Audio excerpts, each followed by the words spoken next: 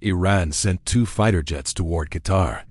2 F-14 Tomcats, armed, afterburners lit, heading directly for Qatari airspace.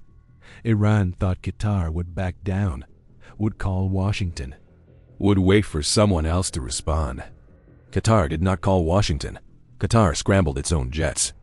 And what happened in the next 4 minutes is something Iran never saw coming. Here's exactly what happened.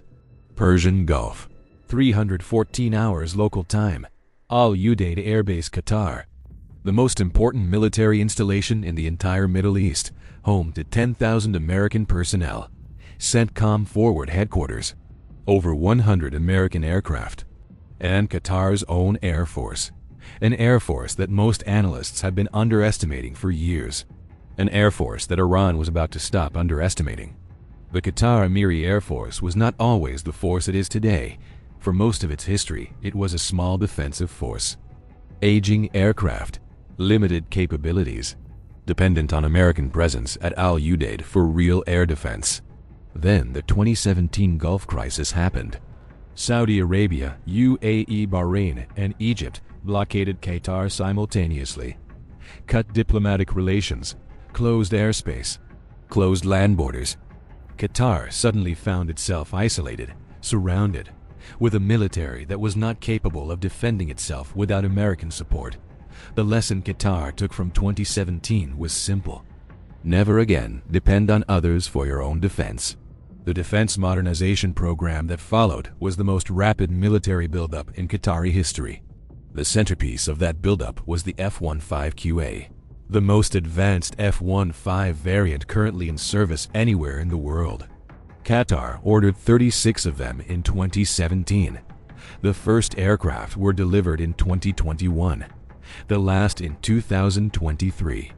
Each aircraft equipped with the P-UN, a PG-82AES, a radar, the most capable radar ever installed in an F-15, AIM-120D, AMRAAM Beyond Visual Range Missiles, AIM-9X Sidewinder Short-Range Missiles, electronic warfare systems more advanced than any previous F-15 variant, conformal fuel tanks giving extended range. The Qatari pilots who fly them trained in the United States, at Luke Air Force Base, Arizona, alongside American F-35 pilots, learning not just how to fly the aircraft, learning how to fight with it. When Iran sent its F-14s toward Qatari airspace, they were not challenging the Qatar of 2017. They were challenging the Qatar of 2024, a Qatar that had spent 7 years and $12 billion making sure it would never be caught unprepared again. The sequence began at 03:07 hours. The E-3 Sentry AWACS operating over the Gulf painted 2 contacts lifting off from Shiraz Air Base in southern Iran. Iranian Air Force, 2 F-14 Tomcats, climbing fast, afterburners from brake release, heading southwest toward the Persian Gulf. The AWACS controller ran the intercept geometry. If the contacts maintained their heading and speed, they would reach Qatari airspace in 11 minutes. The call went to Al-Udeid immediately. Qatar Air Operations Center received the track data at 03:08 hours. The duty officer looked at the geometry, looked at the heading, made the call. Scramble 2 F-15QAs. No request to CENTCOM. No consultation with American commanders. Qatar's airspace. Qatar's response. The 2 F-15QAs were airborne in 4 minutes and 20 seconds. Calcine Falcon flight. Falcon 1 and Falcon 2. Climbing through 15,000 feet. Full afterburner.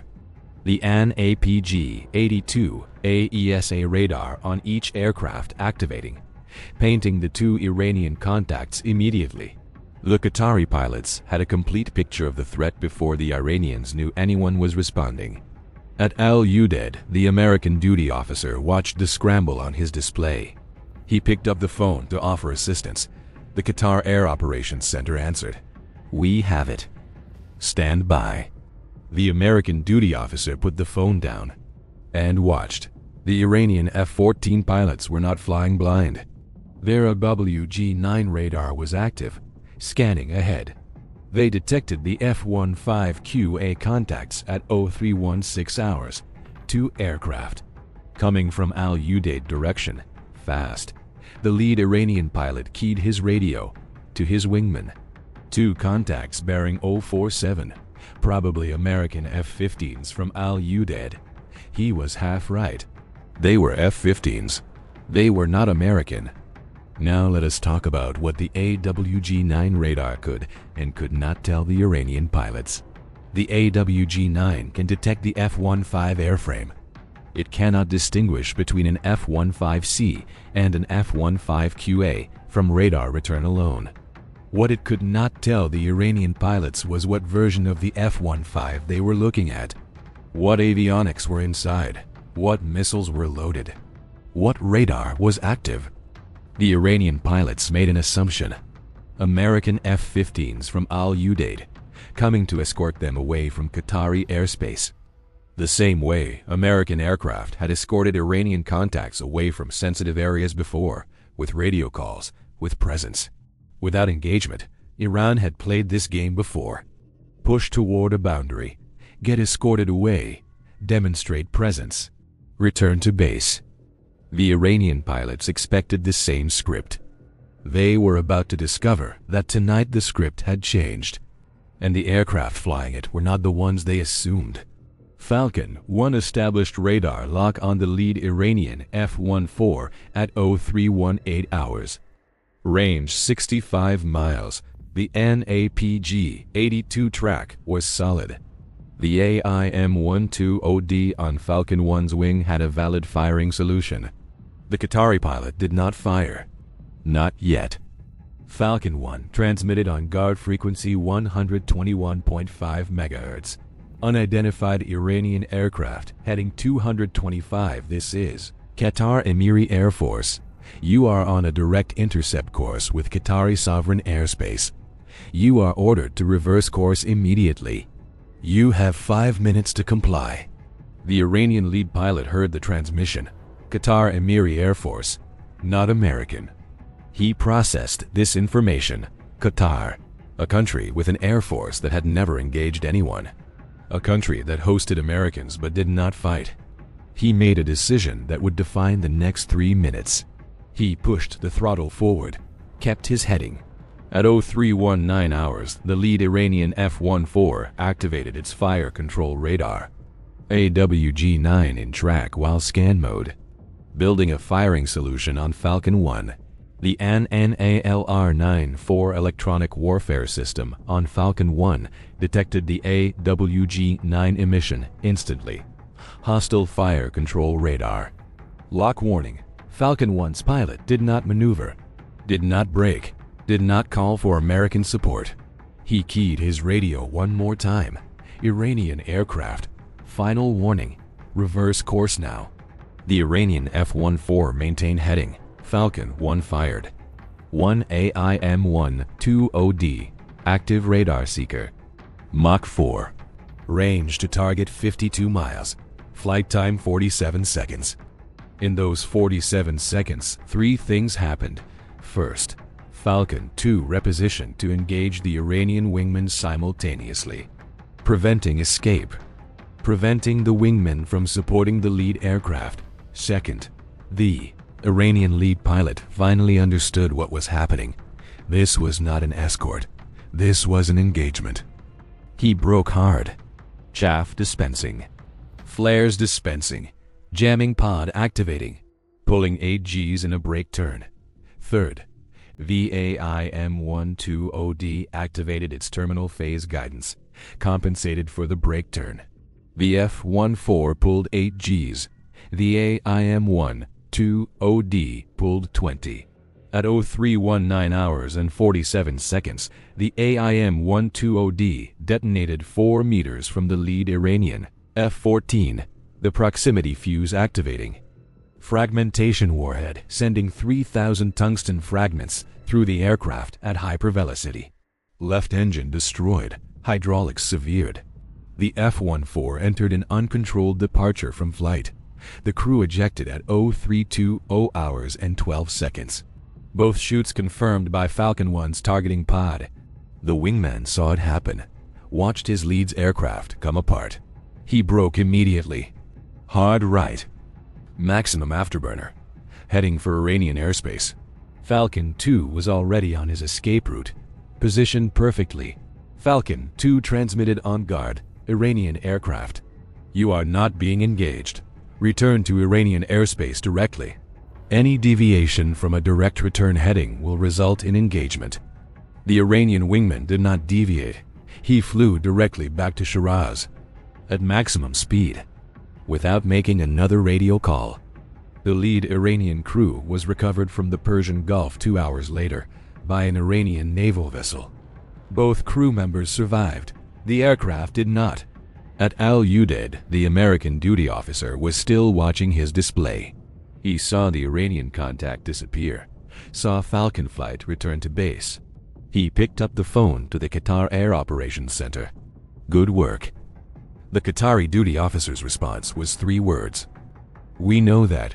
Iran's official response came 6 hours later. State media reported a technical malfunction aboard an Iranian Air Force training aircraft over the Persian Gulf. Crew rescued. Aircraft lost. No mention of Qatari airspace. No mention of Qatari F-15QAs. No mention of an AIM-120D. The narrative in Tehran was accident. The radar tracks told a different story. They always do. Now let us talk about what this engagement actually means strategically. Because the shootdown of one Iranian F-14 by Qatar is not just a tactical event, it is a strategic signal, with consequences that extend far beyond the Persian Gulf. Iran has been probing Gulf nation air defenses for years. The calculation has always been the same. Small Gulf nations will not engage Iranian aircraft directly. They will call Washington. Washington will respond. Iran will de-escalate. The Gulf nation will be seen as dependent on American protection, incapable of defending itself. That calculation was not wrong for most of the past 20 years. It is wrong now. Qatar proved it wrong in 4 minutes and 22 seconds. From scramble order to shoot down. Without a single American aircraft involved. Without a single American authorization required. Without a single phone call to CENTCOM during the engagement. Qatar saw a threat. Qatar responded to the threat. Qatar eliminated the threat, and then called Udeid to say we have it handled. The implications for Iranian planning are significant. Every Iranian operational plan involving air power in the Gulf assumed a specific response ladder. Local nation calls America. America responds. The escalation window exists during the response time. Qatar eliminated that window entirely. The response time from scramble to engagement was 4 minutes and 22 seconds. There is no de-escalation window in 4 minutes and 22 seconds. There is only the AIM-120D, the F-15QA that Qatar spent $12 billion acquiring and 7 years training to fly. Paid for itself in 4 minutes and 22 seconds. Not in the cost of one Iranian F-14. In the permanent change to Iranian threat calculations about what small Gulf nations will and will not do, Iran challenged Qatar. Qatar did not call anyone. Qatar did not wait. Qatar did not back down. Qatar shot them down, and then went back to their patrol. Iran challenged the wrong country. Stay locked in.